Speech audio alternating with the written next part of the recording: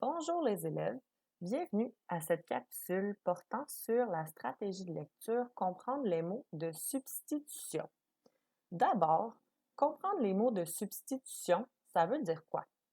Première explication, c'est le fait d'identifier les mots. Ça peut être des pronoms, des synonymes et d'autres termes qui sont des mots de substitution. Je te rappelle que le mot substitution me fait penser au mot de même famille substitut ou substituer, qui veut dire changer, varier. Ce sont donc des mots qu'on utilise pour varier notre vocabulaire. Deuxième explication, comprendre les mots de substitution, ça veut dire qu'on est capable d'établir la relation entre le mot de substitution et son référent. Le référent, c'est le mot ou le groupe de mots auquel il se réfère. Une anaphore, les élèves, c'est un mot de substitution. Tu vas en entendre parler dans les prochaines diapositives et prochainement en classe aussi. Donc, anaphore égale mot de substitution. Il est maintenant important de comprendre pour quelles raisons cette stratégie est utile. Car si une stratégie n'est pas utile, pourquoi on la ferait? Donc, comprendre les mots de substitution, ça te permet de faire les bons liens entre les phrases du texte et de comprendre l'ensemble du texte que tu es en train de lire. Cette stratégie-là est donc très importante pour que tu sois capable de te construire une bonne représentation mentale du texte. Je te présente maintenant quelques exemples de phrases dans lesquelles nous retrouvons les référents ainsi que leurs mots de substitution. Premier exemple, la pluie tombe, elle est forte. Ici, on voit facilement que le mot de substitution elle, qui est un pronom, se rapporte au référent la pluie. Deuxième exemple, lorsqu'elle rentre du travail, Caroline est accueillie par ses deux enfants. Ici, j'ai encore le pronom elle comme mot de substitution. La difficulté est que le pronom elle se retrouve avant le référent Caroline. Troisième exemple, Mathieu s'est blessé. Ses parents le transportent à l'hôpital. Ici, je sais qu'on parle de Mathieu. Si je prends la deuxième phrase, le pronom le, je me demande à quoi il se réfère. Je te suggère de l'enlever. Ça ferait donc ses parents transportent à l'hôpital. Donc, ses parents transportent qui à l'hôpital? Ils transportent Mathieu. Donc, le se réfère à Mathieu. Dernier exemple, Jean a emprunté la souffleuse de son voisin. Sans le vouloir, il l'a brisée. Il devra donc la remplacer. Ici, j'ai 3 phrases dans mon même exemple. Ça peut être plus complexe. Première phrase, je sais qu'on parle de la souffleuse du voisin de Jean. Deuxième phrase, sans le vouloir, il l'a brisée. L apostrophe, ça remplace quoi? Ça, c'est pas évident. Donc, je te suggère de l'enlever encore une fois. Si je lis la phrase sans le pronom L apostrophe, ça donne sans le vouloir, il a brisé. Là, je me demande, il a brisé quoi? Il a brisé la souffleuse de son voisin. Ça fonctionne, c'est cohérent. Dernière phrase, il devra donc la remplacer. Si j'enlève le pronom là, il devra donc remplacer. Remplacer quoi? Mais là, je me dis, il devra donc remplacer la souffleuse. Donc, L apostrophe et la sont deux pronoms différents qui sont des référents qui se réfèrent, à la souffleuse, les deux. Je t'invite maintenant à écouter le texte suivant. Nelson Mandela. Nelson Mandela n'est plus. Nelson Mandela est décédé le 5 décembre 2013 en Afrique du Sud. Nelson Mandela avait 95 ans. Nelson Mandela laisse le monde entier en deuil, mais Nelson Mandela lègue aussi un héritage mondial d'acceptation et d'inclusion pour les hommes de toutes les couleurs de peau. En effet, Nelson Mandela s'est battu corps et âme contre les inégalités et les injustices envers les Noirs, et Nelson Mandela a vaincu. Son combat contre le racisme a mené Nelson Mandela de la prison à la présidence de son pays. Le combat contre le racisme n'est pas pour autant terminé, mais Nelson Mandela sera toujours une importante source d'inspiration pour le combat contre le racisme. Que remarques-tu ici dans le texte que je viens de te lire? Effectivement, je suis d'accord avec toi. Il y a beaucoup de répétitions des mots Nelson Mandela et le combat contre le racisme. Ça rend le texte lourd, c'est moins intéressant. Par quoi est-ce qu'on pourrait remplacer ces mots-là? Pense-y bien. Je ne sais pas à quel mot tu as pensé, mais de mon côté, j'en ai plusieurs qui me sont venus en tête. Je te présente ma deuxième version du texte. Nelson Mandela. Nelson Mandela n'est plus. Ce grand homme est décédé le 5 décembre 2013 en Afrique du Sud. Il avait 95 ans.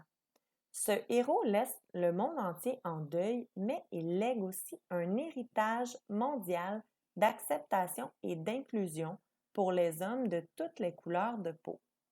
En effet, Nelson Mandela s'est battu corps et âme contre les inégalités et les injustices envers les Noirs et il a vaincu.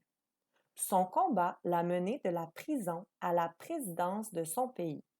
Le combat contre le racisme n'est pas pour autant terminé, mais Madiba sera toujours une importante source d'inspiration pour cette lutte.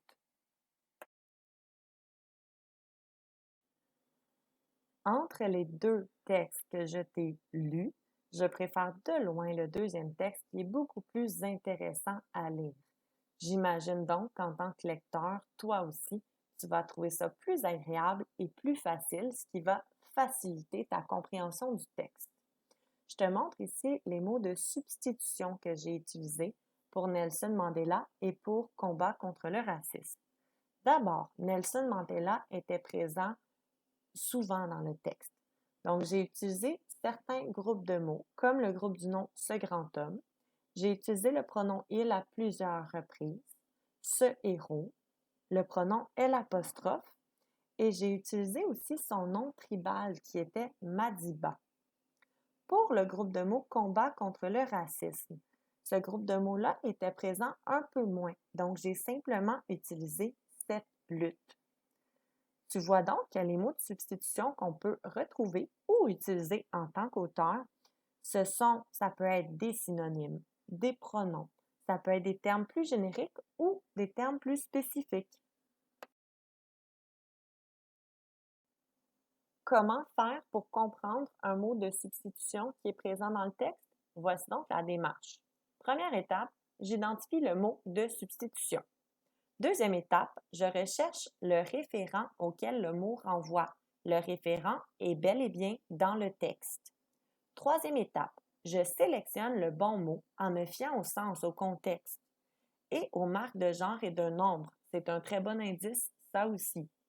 Quatrième et dernière étape, je relis la phrase en insérant le mot référent et je vérifie si ça fait du sens dans le contexte. Maintenant que nous connaissons les 4 étapes afin d'identifier et de comprendre les mots de substitution, nous allons nous exercer avec le texte suivant. Donc, je vais d'abord te lire le texte et ensuite t'indiquer ce qu'on va faire. Un fil magique. Il existe une grande variété de toiles d'araignée. Certaines sont en forme de tube, de spirale ou d'entonnoir. Pour les construire, les araignées fabriquent de la soie. On peut même dire qu'elles sont des véritables usines à soie. Cette matière provient de glandes à soie cachées à l'intérieur de leur abdomen. On appelle ces glandes des filières. Elles produisent un mucus qui, au contact de l'air, se transforme en fil. L'araignée étire les fils à l'aide de ses pattes arrière. Elle leur donne l'épaisseur nécessaire selon le type de toile qu'elle veut tisser. Donc maintenant, nous allons identifier les référents des mots en gras. Je vais faire les 3 premiers avec toi et je te laisse les 2 derniers à faire par toi-même pour que tu t'exerces. Premier mot en gras, certaines. Donc, si je relis la phrase, certaines sont en forme de tube, de spirale ou d'entonnoir. Première étape, j'ai identifié mon mot certaines. Deuxième étape, de quoi ou de qui parle-t-on ici lorsqu'on emploie le mot certaines? Si je relis depuis le début, je me rends compte que ce sont les toiles qui sont en forme de tube, de spirale ou d'entonnoir. Troisième étape, je vais vérifier en fonction du contexte et de mes connaissances grammaticales. Si je regarde le mot certaine, il est bel et bien un nom féminin pluriel. Quatrième et dernière étape, je vais remplacer le mot dans la phrase et vérifier si ça a du sens. Les toiles d'araignée sont en forme de tube, de spirale ou d'entonnoir. Oui, ça a du sens. Donc, certaines se réfèrent au nom toile. Deuxième mot, le pronom les. Donc, je l'ai identifié, j'ai fait ma première étape. Deuxième étape, je me demande de quoi parle-t-on lorsqu'on dit pour les construire. Je peux me dire que les araignées fabriquent de la soie pour construire des toiles. Donc ici, le pronom les remplacerait le nom toile. Troisième étape, je vérifie en fonction du contexte. Donc si on me parle d'araignée et je fais un lien avec les toiles d'araignée, c'est bel et bien logique. Je regarde aussi le pronom les qui est pluriel et le nom toile qui est également pluriel. Quatrième étape, je vais remplacer le mot dans la phrase. Donc, pour construire les toiles, les araignées fabriquent de la soie. Ça se dit et ça a du sens. Dernier mot que je vais faire avec toi, c'est le mot elle. Elle qui est un pronom. Donc, première étape, j'ai identifié mon mot de substitution. Deuxième étape, je me dis de qui l'auteur parle-t-il dans le texte lorsqu'il emploie ce pronom-là? Ce sont les araignées qui sont de véritables usines à soie.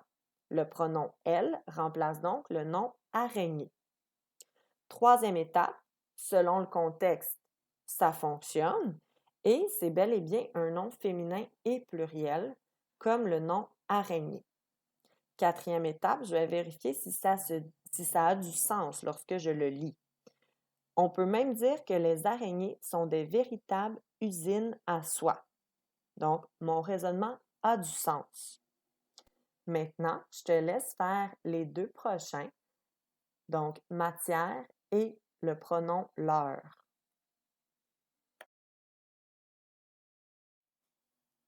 Ce que je veux que tu retiennes de cette leçon, les mots de substitution rendent le texte plus agréable à lire.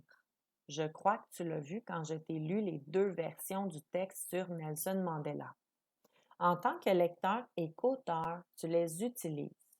Lorsque tu lis, il est très important de bien les comprendre afin de ne pas perdre le fil de ta lecture et de te faire une bonne image mentale de ce que tu es en train de lire.